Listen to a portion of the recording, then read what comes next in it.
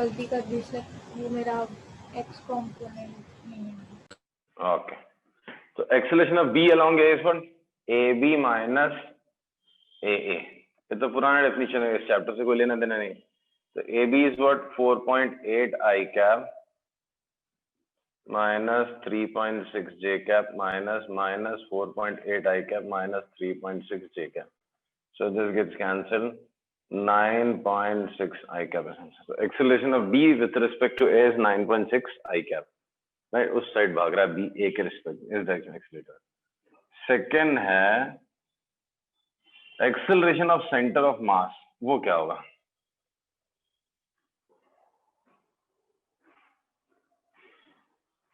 M1 A1 तो M into minus 4.8I minus 3.6J plus M into 4.8I minus 3.6J upon 2M. So this gets cancelled. Minus 7.2 MJ upon 2M. It cancel. Minus 3.6 J cap is answer. Right? So acceleration of center of mass is minus 3.6 J cap. Yes sir. Clear?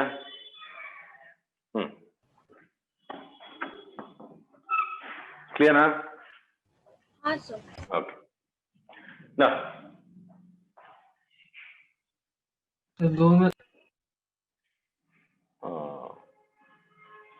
ये लिखा है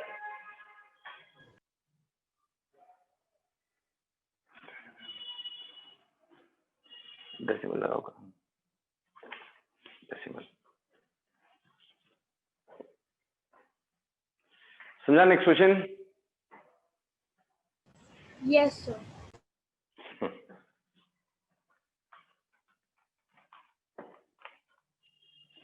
Do it आसान सा है.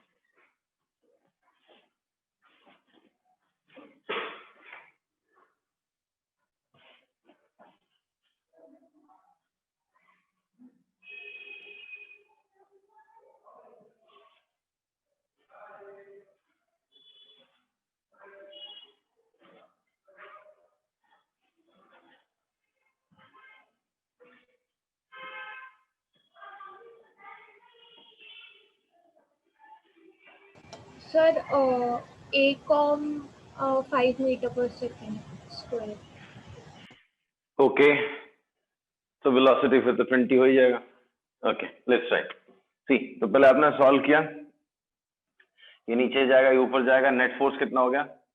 150 minus 50 100 newton is equal to 20 A. तो A is equal to 5 metre पर second का, right? तो ये 5 मीटर पर सेकंड से नीचे जा रहा है, ये 5 मीटर पर सेकंड से ऊपर जा रहा है. तो acceleration of centre of mass would be, इसका ले लो 5 into 5J plus 15 into minus 5J upon 20. So 25J cap minus 75J cap upon 20. So minus 2.5J cap. 2.5 आएगा, G/4 से नीचे जा रहा है सेंटर ऑफ मास. नहीं समझा? हाँ sir. So velocity of center of mass after 4 seconds would be what? This into 4. So velocity of center of mass would be minus 2.5 into 4. That is minus 10 J. Okay, समझा? Yes sir. ना एक और sir ये interesting chapter में laws of motion वाला concept क्यों नहीं, मतलब वो कभी भी आ सकता है मतलब वो कॉन्सेप्ट कहीं भाई तो जो नहीं। पहले 4 चैप्टर पढ़े हैं वो तो हर चैप्टर में लगेंगे मिक्स। अभी तो इसमें एनर्जी भी आएगा भाई। जो फर्स्ट 4 चैप्टर्स आपने पढ़े हैं वो तो हर जगह यूज होंगे। वही तो मैंने आपको बोला था ना, so that you need in every chapter. ये तो ऑसिलेशन में आएगा, वेव मोशन में भी। वेव मोशन में चलो कम यूज होता है बट है तो है ही वहां पे भी सारे कॉन्सेप्ट। सर मतलब वो चैप्टर्स क्लियर हो जाएंगे तो कोई आगे का टेंशन नहीं है ना। हाँ वो चैप्टर्स, मेरा पर्सनल बिलीफ है, if you are very good in all those 4 chapters, आपको दिखता है सब कुछ, फोर्स, एनर्जी, एक्सेलरेशन, वेलोसिटी, तो आपको सारे चैप्टर्स आ जाएंगे 11th के। Okay sir. समझे?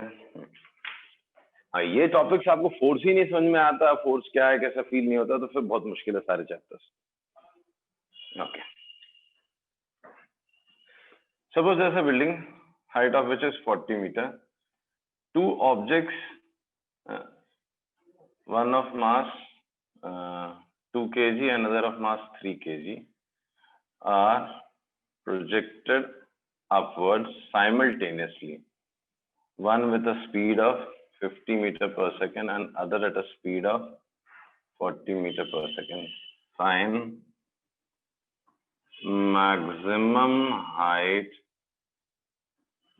attained by center of mass. समझा? ये एक बिल्डिंग है, 40 मीटर हाइट है, एक ग्राउंड से और एक उस हाइट से टेरेस से दो ऑब्जेक्ट को फेंका है, नीचे से 50 मीटर पर सेकेंड या 40 मीटर, तो इनका सेंटर ऑफ मास कहीं तो जाएगा, फिर उसके बाद वापस आएगा। तो maximum height measured from ground है attained by the centre of mass. Centre of mass का मैक्सिमम हाइट बताना है।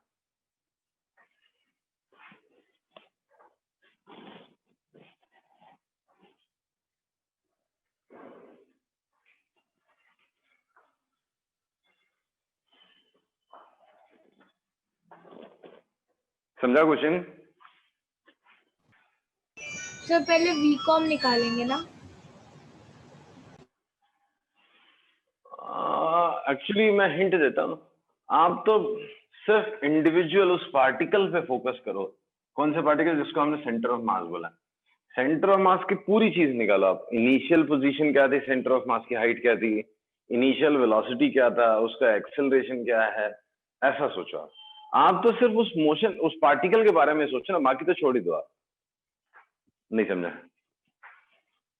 आप जो बोल रहे हो ना sorry velocity of centre of मास निकालने की बात कर रहा, मैं तो कहता हूं कि आप उसको, आप सोचो कि मुझे इन दोनों के अलग अलग मोशन स्टडी नहीं करने, मुझे इसका मोशन स्टडी नहीं करना, इसका नहीं करना, सिर्फ सेंटर ऑफ मास का पोजीशन स्टडी करना। तो आप सोचो सेंटर ऑफ मास की इनिशियल पोजीशन क्या है, पहले वो सोचो आप। At t equals to 0 centre of mass का है, पहले वो सोचो, फिर अगली स्टेप सोचो।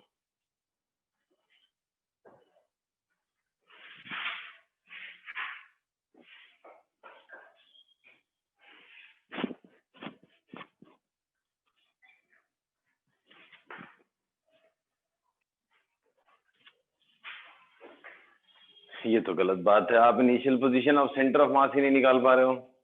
One is at 0, other is at 40, तो position of centre of mass, हाँ कितना आया ग्राउंड से? 24। 24, तो पहली चीज हो गई। तो इनिशियल पोजीशन है, यहाँ पे था वो, राइट, 24 पे, यहाँ से उसने शुरू किया, तो इस पे वाई कोऑर्डिनेट स्टार्टिंग का, Y coordinate of centre of mass initial, initial centre of mass Y coordinate है वो 24 है। हाँ। अगर किसी को नहीं आया तो बोलो मैं निकाल के दिखाऊं। Kshitesh you are not responding, कितने दिन से कुछ भी बोले रहा क्षितेश।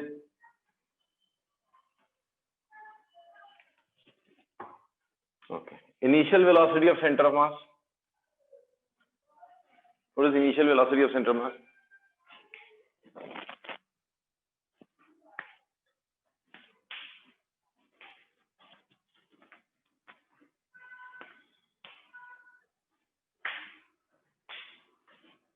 बोलो।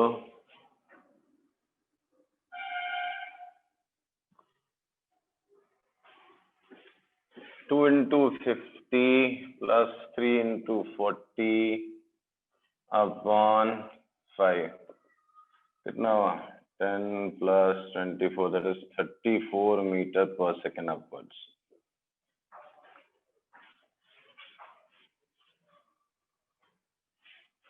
Yes, sir.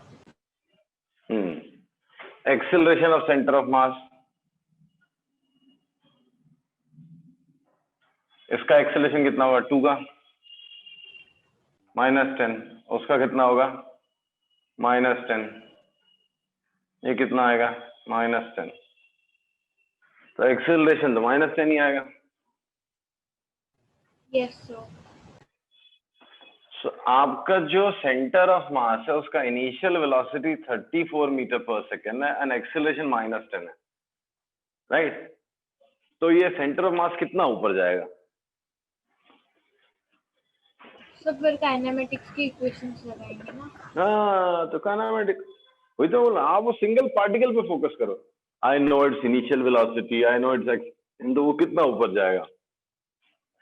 तो v square is equal to u square plus 2as. Final velocity ऊपर वाले पॉइंट पे 0 हो जाएगी. सेंटर ऑफ मास की इनिशियल वेलोसिटी 34 का स्क्वायर -2 इंटू 10 इंटू h. तो h कितना होगा 34 का स्क्वायर 12 इंटू 10 होगा 17 289 578 57.8 मीटर. तो 578 हाँ 578 अपन 57.8 मीटर, राइट? तो what will be maximum height of center of mass as measured from the ground?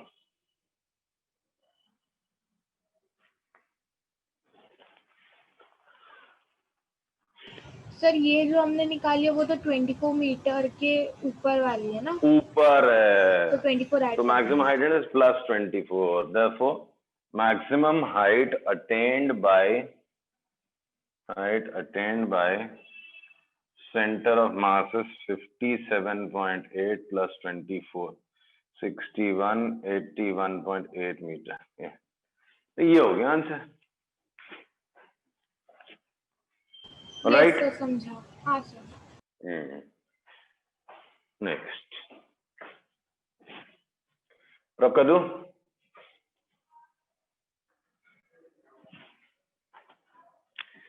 Suppose there's a particle, a bomb है of mass या प्रोजेक्टाइल है समझो ऑफ मास 1 kg. इसको throw किया है 100 मीटर पर सेकेंड से at an angle of 37 degree. Top most position पे जाके इट स्प्लिट्स. एक फ्रैगमेंट जो होगा उसका मास है 800 ग्राम. वो गिर गया नीचे, सॉरी वो रेस्ट पे आ जाता है, right?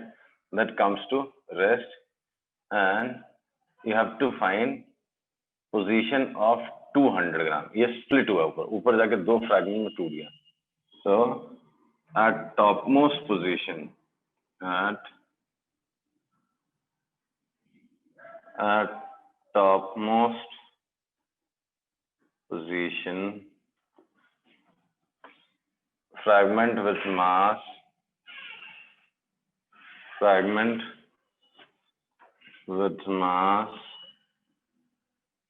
800 gram comes to rest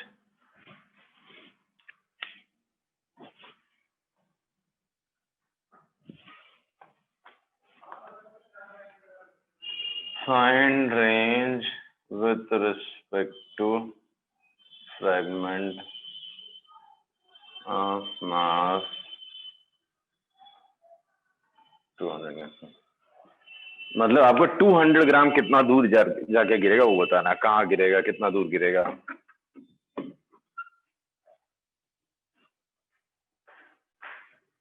पहले सोचो आप इस क्वेश्चन को, फिर एक हिंट दूंगा.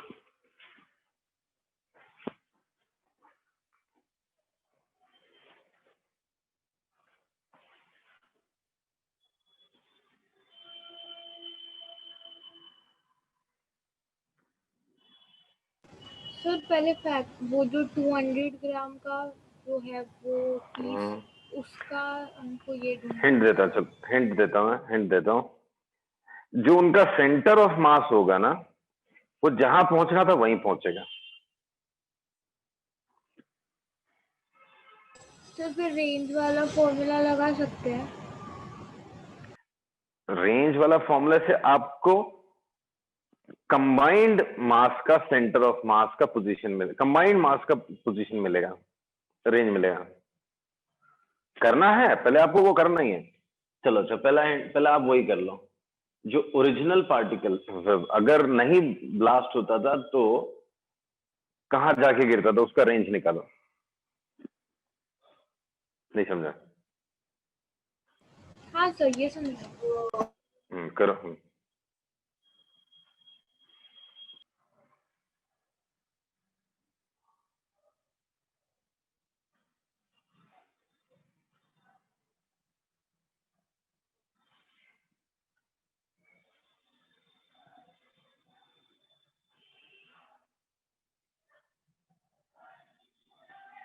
960 मीटर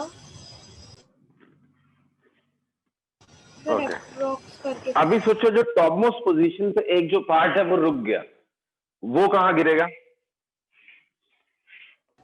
वो डायरेक्ट नीचे गिरेगा।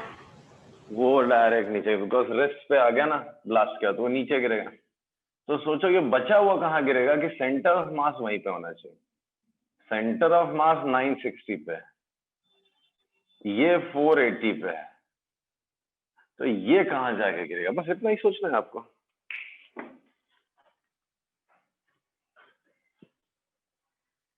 बिकॉज एज आई से ये पार्टिकल जहां भी जाए, ये जहां भी जाए, उनका जो सेंटर ऑफ मास है वो वहीं रहेगा। हाँ सर। करो करो, आई बी देयर इन एक मिनट में।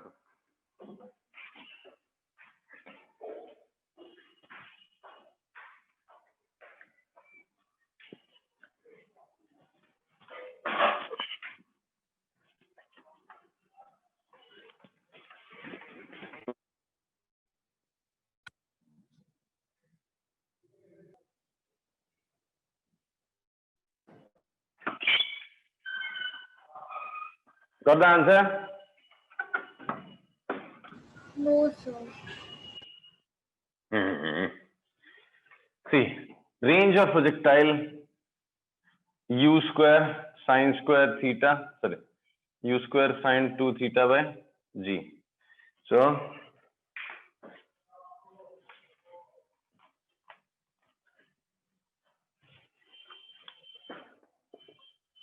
100 का square 2 sin 37 is 0.6 cos 37 0.8 upon 10 cancel 6 8 48 960 meter. Therefore position, final position of center of mass जो होगा ना, that would be 960 I. इसको अगर ओरिजिन लेगा तो 960 पे गिनना है, राइट। ये जो है टॉप मोस्ट पोजीशन पे जाके रेस्ट पे आ गया, तो नीचे आ गया, तो इसका पोजीशन जो है वो कितना हो जाएगा? 480 I. What you have to find is R2 vector. So position vector of center of mass is m1.8 into 480 I plus m2.2 into R2 vector upon 1. 48 8 384 I, तो 384 48 8 से कितना हुआ? 90 ना 384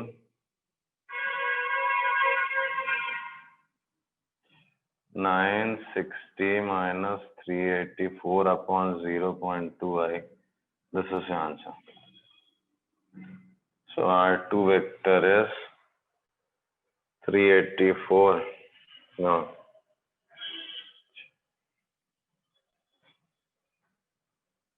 Percent.